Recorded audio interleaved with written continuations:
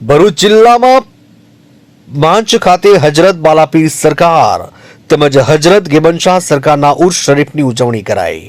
ભરૂચ જિલ્લાના મસ્જિદ સુપ્રસિદ્ધ હજરત બાલાપીર સરકાર તેમજ હજરત ગેબનશાહ સરકારના ઉર્સ શરીફની ઉજવણી કરવામાં આવી હતી। ઉર્સ શરીફ પ્રસંગે દરગાહને જાકમજોડથી અને રોશનીથી શણગારવામાં આવી હતી।